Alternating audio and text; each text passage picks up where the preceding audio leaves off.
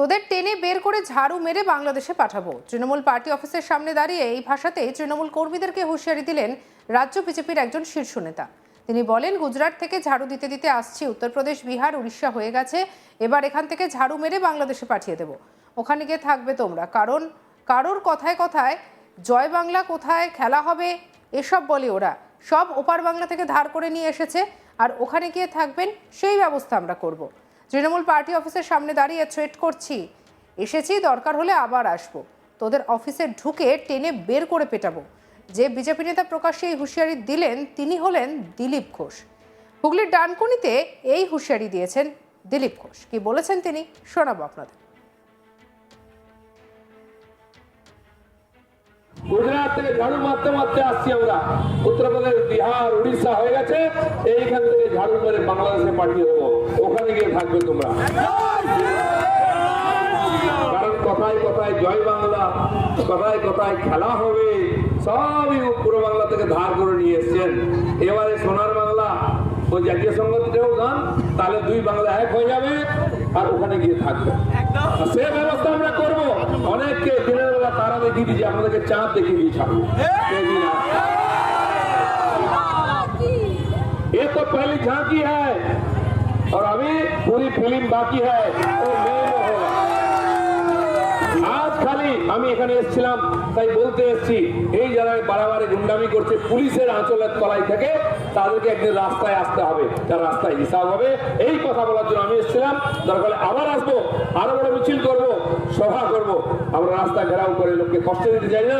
আমার মনে আছে এই চণ্ডীদলের মোড়ে এই শয়তানগুলো আমার গাড়ি আজকে ঢিল মেরেছিল, লাঠি পেটা করেছিল, কিন্তু দিলীপ ঘোষ চুপ করেনি। আজকে তাদের বুকে পা দাঁড়িয়ে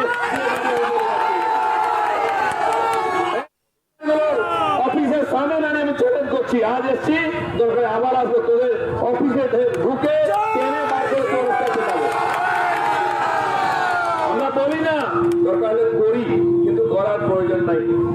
দিল্লিতে এরকম বহু গুন্ডা ছিল। দিদির একজন খুব প্রিয় ভাই ছিল, তিনিও এই ধরনের রাজনীতি করতেন। মানুষ চুরি মেরে উড়িয়ে দিল, দিল্লি তারকে খুঁজে পাওয়া যাচ্ছে না, আপ কোথায়।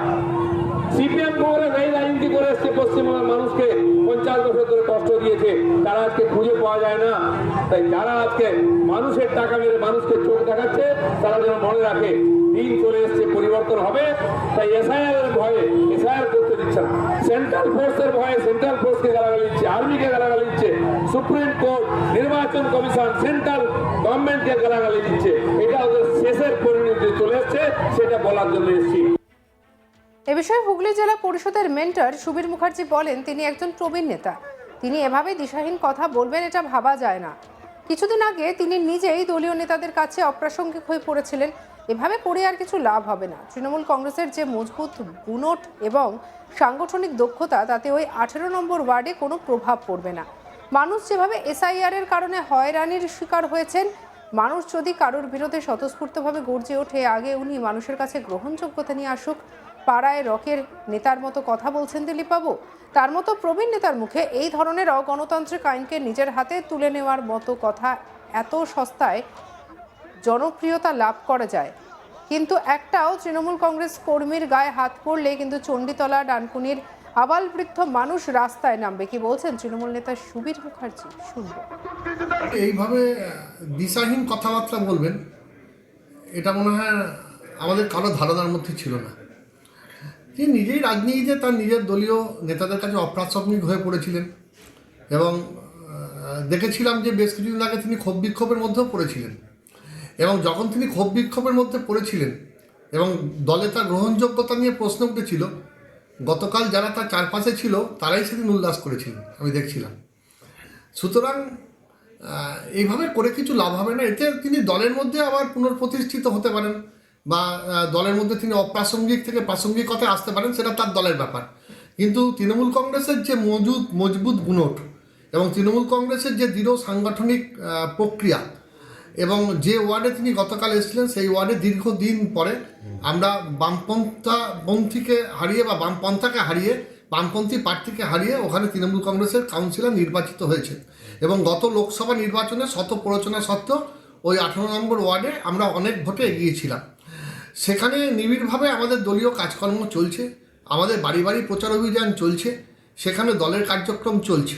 নিশ্চিতভাবে সেখানে যখন মানুষের কাছে গেছেন বিজেপির যারা প্রচারের জন্য বা যে কোনো কারণেই যান না কেন মিথ্যা প্রচারের ফানুস নিয়ে, তখন মানুষ যেভাবে এসআইআরের লাইনে দাঁড়িয়েছে, মানুষ যেভাবে আজকে বিজেপির রাজত্বে আজকে নির্বাচন কমিশন সহ বিভিন্ন কারণে মানুষ যেভাবে হয়রানি হচ্ছে, মানুষকে বারবার লাইনে যেভাবে দাঁড় করানো হচ্ছে, তার প্রতিবাদে মানুষ সেখানে দাঁড়িয়ে প্রতিবাদ করেছে এবং মানুষ সেখানে দাঁড়িয়ে বিজেপিকে প্রত্যাখ্যান করেছে। সেখানে দাঁড়িয়ে সেই মানুষ যদি কাউকে প্রত্যাখ্যান করে, মানুষ যদি কারোর বিরুদ্ধে গজরে ওঠে, মানুষকে নিয়েই তো আমাদের সব কিছু, তাহলে আগে উনি মানুষের কাছে গ্রহণযোগ্যতা নিয়ে আসুক।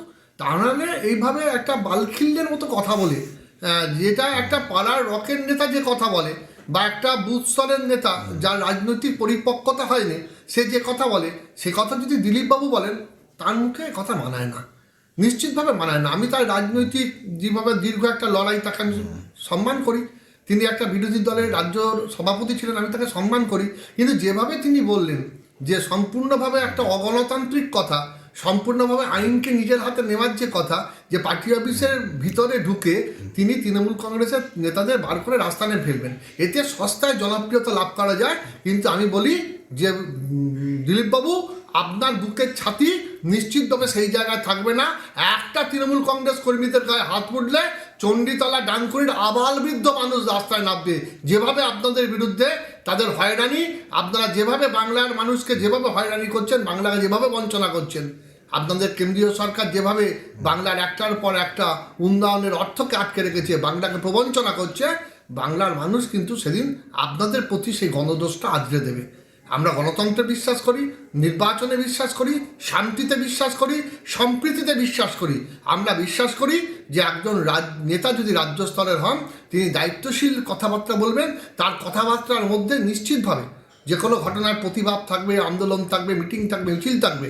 কিন্তু পার্টি অফিস থেকে বার করে আপনি কাউন্সিলরকে মারবেন বলে হুমকি দেবেন রাস্তায় ফেরে, আমরা কিন্তু হাতে চুরি পরে বসে নেই। তৃণমূলকে নাকি বাংলাদেশ, এবং এইটুকু তিনি নাকি বলেছেন, আমি পরবর্তীকালে ভুটে যান, যে তৃণমূল কংগ্রেস কর্মীদের তিনি নাকি বাংলাদেশে পাঠিয়ে দেবেন।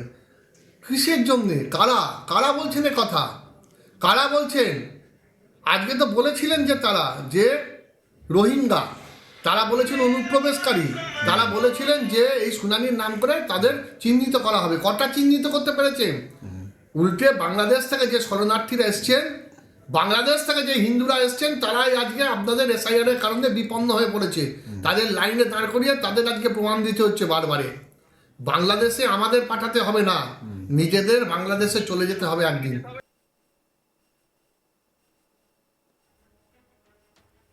সঙ্গে রাখুন আজ তাক বাংলাকে। অন্যান্য খবরের জন্য লাইক, কমেন্ট, শেয়ার, সাবস্ক্রাইব করতে ভুলবেন না।